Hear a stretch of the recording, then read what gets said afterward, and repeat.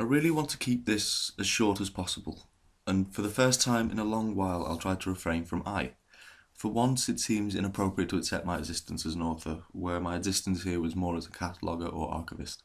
I is a term I've used in the past to belong to the text and not myself, but here it must belong to me as a resident of the space I refer to. I therefore cannot insert myself where it's irrelevant, so I'll try to hold myself to limitations on I that do not enter into the experience of others, and use it only when referring to my own experience. It's also crucial that this text is not a conclusion but an overview. That's to say that its position at the end of this document should not affect its purpose. What's been happening over the course of the residency has been an evolution in how discourse types can be shaped by physical approach. This manifests itself in several different ways, producing discussions that are begun either by me, the artist in residence, or by them, the visitor. Introducing myself most regularly with, "Hi, I'm one of the artists and researchers that worked on this project, just in residence for a week. So if you've got any questions or anything you want to talk about," usually followed by a question that leads to conversation, "just let me know. I'm more than happy to help while I'm here." Usually followed by a pause as I take a seat before they approach me and ask about my own role or the structure of the project. What has stood out, though, is the level of interest in not just Brown, but in how the project or the Calder sits in cultural practices in Yorkshire. Alongside this has been the tangents, providing variations to the discourse type, leading it away from interview, through discussion and to the borders of conversation. Conversation being a name of a practice and not even being hoped for in this residency. To clarify, though, it's not been achieved, but can be seen on the horizon with a little more clarity than before. The presentation of the findings has been displayed in the preceding pages using the format of the A to Z map books, something that can be taken several ways. But the intention of this was practical, finding a way to display a table a reader could engage with and be part of an after-the-fact discussion on the page, perhaps relating to their own reactions to those of others. The two problems with this display are its clumsy reference to mapping, which is an unfortunate coincidence, and its valuing of characters through A to Z. The qualitative alphabetical code is not very well stocked. In fact, it has hardly more than 3 elements. A, excellent; B, less good; Z, hopeless, a Z movie. But this doesn't stop it being a code and superimposing a whole hierarchical system on a sequence that is by definition inert.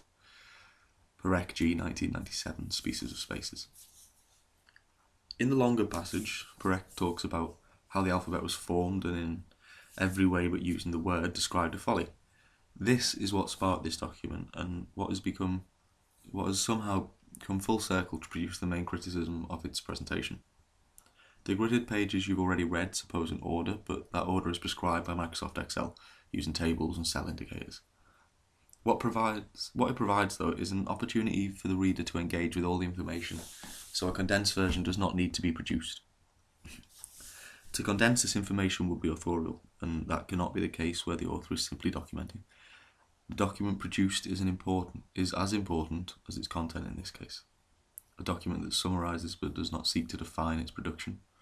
The discourse type has been crucial, starting with a mistake aimed at interview and abandoning that for the sake of honest discussion, where the tangents have provided crucial asides to research. Interviewing participants was never an aim, but it became clear that the discourse was limited to that by the presence of the microphone, so it was erased. Lecturing was not an option, as it would have contributed nothing the available information could not already. Writing, in this specific case, would have failed to generate an honest result, and open up 5 new genres of discourse with 5 subgenres each. Conversation was an impossible goal. Discussion was open enough, and an honest enough method of gathering thought and ideas. This resulted in the opportunity to see conversation at the vanishing point, and the opportunity to present it literally and with a level of empirical adequacy.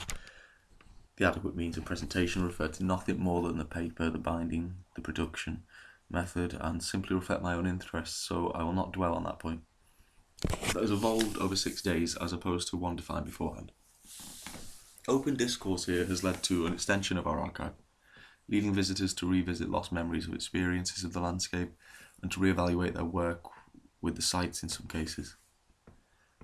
Most of all, it's allowed a catalogue of experience to be produced, which will be expanded on in the concluding lines of this document.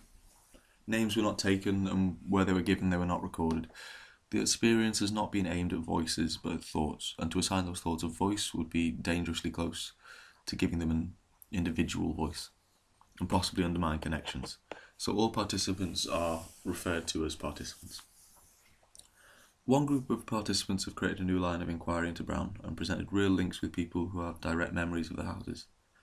Whitley Beaumont, remembered by one as a playground, while his mother worked in the kitchen and housekeeping, has now been reimagined in a new way.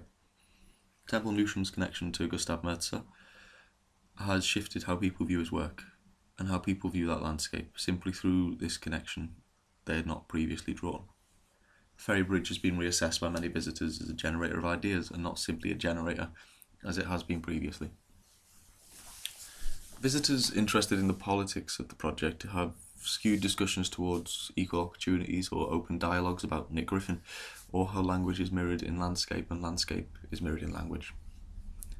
Ephemeral discourse, a term used earlier in these pages, Mapping Exercise 6, Document 4, Review of Week 1, page 34, proves an evolution in how this project has developed.